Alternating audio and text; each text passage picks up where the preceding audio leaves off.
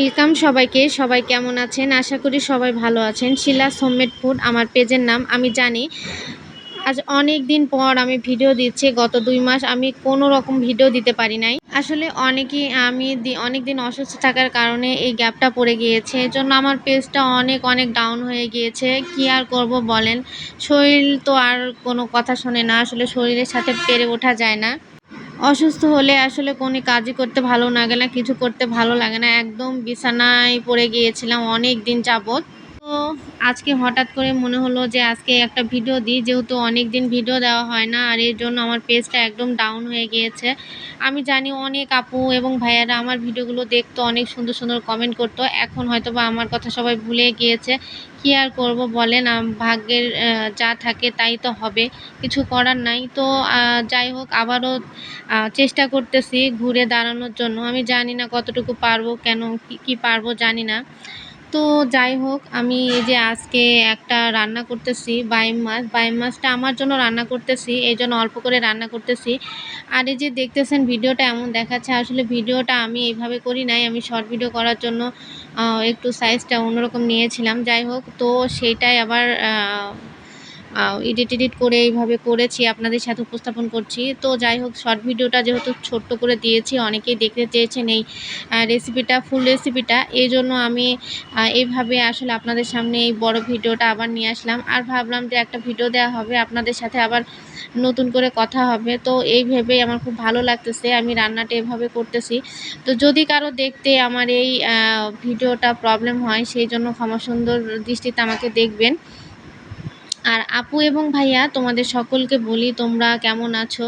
তোমাদের সাথে অনেক দিন আমার মানে কথা হয় না, আমার মনটা খুবই খারাপ। তো যাই হোক, তোমরা সবাই ভালো থাকো, সুস্থ থাকো। আসলে সুস্থতা হচ্ছে সবথেকে বড় জিনিস একটা মানুষের জীবনে। সেটা আমি অসুস্থ না হলে হয়তোবা বুঝতে পারতাম না। তো যাই হোক, এত কথা শুনতে আসলে কারো ভালো লাগবে না। আমার কথা কেনই বা মানুষ শুনবে, কিংবা তোমরা শুনবা তোমাদের ভালো লাগবে? আসলে প্রতিটা মানুষেরই একটা সময়ের দাম আছে। আর সবাই আমরা অনেক ফাস্ট হয়ে গিয়েছি এখন, ফাস্ট সব কিছু দেখতে পছন্দ করি। অনেকটা ধৈর্য আর এখন আমাদের মধ্যে নাই। তো অনেক কথা বলতে কিন্তু আমার এই রান্নাটা করতেছি আমি একদম সিম্পলভাবে আর একটু অন্যরকমভাবে। আমি বাইম মাছ রান্না করব।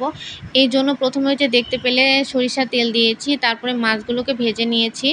তারপরে আমি হচ্ছে সাদা জিরা দিয়ে দিয়েছি। তারপরে ওগুলোর মধ্যে দিয়ে একটু আলু কেটে রেখেছিলাম, আলুগুলোকে সুন্দরভাবে ধুয়ে নিয়েছিলাম। ধুয়ে নিয়ে তারপরে আলুগুলোকে আগে দিয়ে ভেজে নিচ্ছি।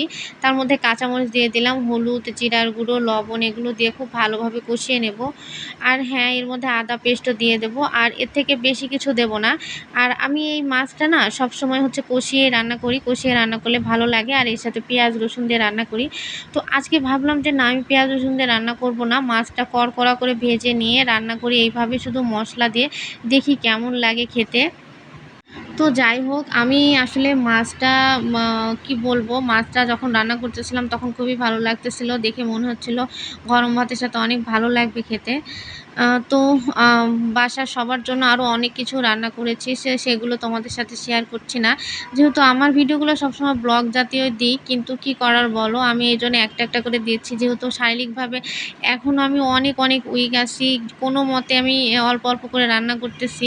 তো তোমাদের যদি আশীর্বাদ এবং সাপোর্ট আমার সাথে থাকে, তাহলে অবশ্যই আবারও ফিরে আসতে পারবো। জানো, এত কষ্ট আমার হয়েছিল। কতদিন তোমাদের সাথে কোনো ভিডিও দিতে পারতেছিলাম না, 2 মাস হয়ে যাচ্ছে। কি যে করব ভেবে পাচ্ছিলাম না। তো যাই হোক, আমার এই ইউটিউব জার্নিটা আসলে আমার এত কষ্টের, সেটা আর কি বলবো, বলে বোঝাতে পারবো না। তো অনেকটা কষ্ট নিয়ে ইউটিউবটা এখনও ছাড়িনি। অনেক কষ্টের মধ্যেই বারে ফিরে আসার চেষ্টা করতেছি। জানি না আসলে আমার ভাগ্যে কী লেখা আছে। তারপরেও যদি কিছু নাই পাই, তারপরেও তোমাদের যে ভালোবাসা, শুভেচ্ছা, সাপোর্ট পাই, সেটা যখন তোমরা কমেন্ট করো, তোমরা যখন সবাই আমাকে সাপোর্ট করো, তখন খুবই ভালো লাগে। তো যাই হোক, এই যে আমি মশলাটা কষিয়ে নিলাম। আসলে আমার ভয়েস ওভার করতেও অনেকটা কষ্ট হচ্ছে, কারণ মানে নিঃশ্বাস নিতেও অনেকটা কষ্ট হচ্ছে। তো অনেকে হয়তোবা আমাকে হচ্ছে জিজ্ঞাসা করতে পারো যে আমার কি হয়েছে। তো আসলে অন্য তোমাদের যদি জানার থাকে, পরে আমি বলবো কোনো একটা সময়ে। তো যাই হোক, আমার এই যে মাছগুলো, ভাজা মাছগুলো দিয়ে দিলাম। দেওয়ার পরে খুব ভালোভাবে ফুটে আসলে পরে এর মধ্যে সামান্য পরিমাণে একটু ১ চিমটি হচ্ছে লবণ দিয়ে দেবো। না, সরি, আসলে কথা বলতে, বলতে না ভুল হয়ে যাচ্ছে। তোমরা ক্ষমা সুন্দর দৃষ্টিতে দেখো। আসলে আমি ১ চিমটি পরিমাণ একটু মিষ্টি স্বাদের জন্য চিনি দিব। আর আমরা একটু তরকারিতে চিনি দিলে যে মসলার যে তিক্ত একটা থাকে সেটা কেটে যাবে। আর মিষ্টি, মিষ্টি একটু স্বাদ হবে, সেটা বোঝা যাবে না। আর শেষ পর্যায়ে আমি একটু গরম মসলা দিয়ে এই ঝোলটাকে নামিয়ে নেব। ঝোলটা আসলে শেষ পর্যন্ত না দেখলে তোমরা বুঝতে পারবে না, অনেক সুন্দর। যদিও খুবই সাদামাটা, অনেক আপুরা এবং ভাইয়ারা অনেক সুন্দর, সুন্দর রান্না পারে, অনেক সুন্দর করতে পারে। তবে আমি কষিয়ে রান্না করি, কিন্তু এইটা আজকে একদম পাতলা, পাতলা করে রান্না করতেছি। যেহেতু আসলে অনেক মশলা জাতীয় খাবার আসলে আমার জন্য একটু সমস্যা। এজন্য আমি হালকা পাতলা, হালকা, হালকা করে রান্না করার চেষ্টা করতেছি। তো যাই হোক, আসলে এত কথা বলতেছি, আমি জানি না কোনো আপুরা আমার এই কথাগুলো শুনতেছে কিনা। তো যদি কোনো আপু এবং ভাইয়ারা ধৈর্য ধরে আমার এই কথাগুলো শোনেন তাহলে বুঝতে পারবেন। আর যারা আসলে জীবনে একবার হলেও সেরকম কোনো অসুস্থতার মধ্যে পড়েছে, তারা বুঝতে পারবে যে আসলে অসুস্থ হলে কতটা কষ্ট হয়। আর যদি কোনো প্ল্যাটফর্মের সাথে যুক্ত থাকা যায়, তখন যদি সেখানে নিজের কন্ট্রিবিউট যদি না দেওয়া যায়, সেই ক্ষেত্রে কিন্তু অনেক, অনেক, অনেক কষ্ট লাগে। তো যাই হোক, তোমরা কিন্তু অবশ্যই আমার সাথে থেকো। আর আমি চেষ্টা করব অবশ্যই তোমাদের সাথে থাকা, পাশে থাকার। তো আজকে দেখতে পাচ্ছ তোমরা যে আমি এই সাধারণ রেসিপিটাই রান্না করতেছি। আসলে যখন মানে শরীরটা খারাপ ছিল, তখন বিভিন্ন ধরনের চিন্তা আসতো মনে, অনেক কিছু হতো। আসলে এখনও শরীরটা আমার সুস্থ হয়নি। আরও মানে চিকিৎসার মধ্যে দিয়ে যাচ্ছি। এখন দেখা যাক কি হয়, কতদূর পর্যন্ত যায়। তবে এখন একটু উঠে রান্না-টান্না করতে পারতেছি। এমন একটা সময় আসছিল, কি আর বলবো, সেটা তখন তো বিছানা থেকে ওঠার মতো ক্ষমতা ছিল না আমার। তো এই যে ঝোলটা ফুটে আসতেছে, ঝোলটা ফুটে না আসা পর্যন্ত আমি এই যে অপেক্ষা করব।